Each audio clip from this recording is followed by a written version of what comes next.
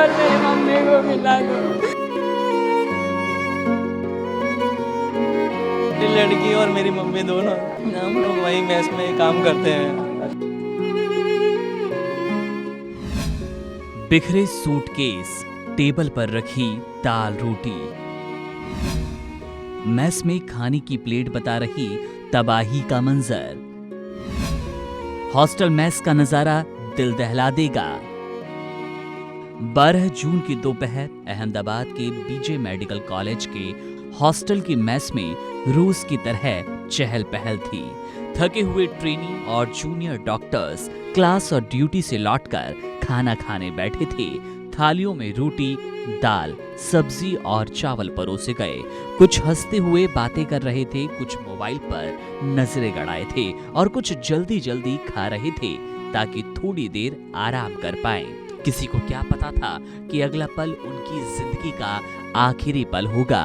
दोपहर 1:38 पर सब कुछ बदल गया। एयर इंडिया का बोइंग ड्रीमलाइनर 7878 जो अहमदाबाद एयरपोर्ट से उड़ान भर चुका था, अचानक तकनीकी खराबी के चलते नियंत्रण खो बैठा और शहर के सबसे घने इलाके में जा गिरा। बीजे मेडिकल कॉलेज के उसी हॉस्टल पर जहां मेस में छात्र खाना खा रहे थे। तेज धमाके से पूरी जमीन हिल गई। आसमान में धुआं और आग के गुबार उठे। विमान सीधा हॉस्टल की बिल्डिंग से टकराया और एक हिस्से में जाकर धंस गया। छत और दीवारें चूर चूर हो गई। जो मेस कुछ पहले जिंदगी से भरी थी, अब वहां सिर्फ खामोशी, चीखें और राख बची थी। टेबल पर थालियां जस की तस पड़ी थी। कुछ पर रोटी थी, कुछ में टूटे निवाले, कुछ में दाल और भी गीली थी, लेकिन सब पर अब राख जमी थी, जैसे किसी ने सपनों पर धूल डाल दी हो। कुर्सियां उलट चुकी थी, ग्लास फर्श पर थे और जगह जगह खून के धब्बे, सर्जिकल ग्लव्स इधर उधर बिखरे पड़े थे, जो इस बात की गवाही दे रहे थे कि वहां बैठे लोग डॉक्टर बनने का सपना लेकर जी रहे थे।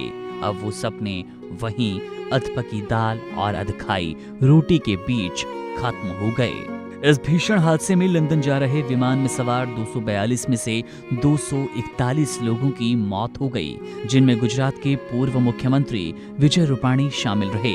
केवल एक यात्री रमेश विश्वास कुमार चमत्कारिक रूप से जिंदा है। हॉस्टल की बिल्डिंग भी पूरी तरह से क्षतिग्रस्त हो गई। इस हादसे ने पूरे देश को झकझोर दिया।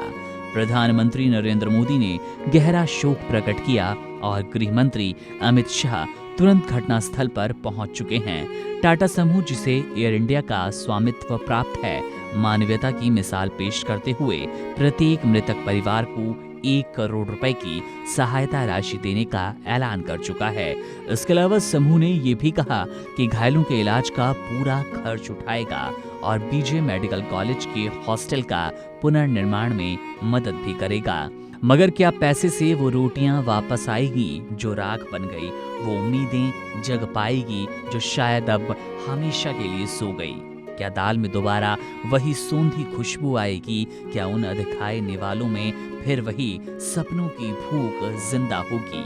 इस हादसे ने सिर्फ जाने नहीं ली, इसने अनगिनत अधूरे सपनों, अधूरी हंसी और अधूरे लंच की कहानियों को हमेशा के लिए खामोश कर दिया। Subscribe to One India and never miss an update. Download the One India app now.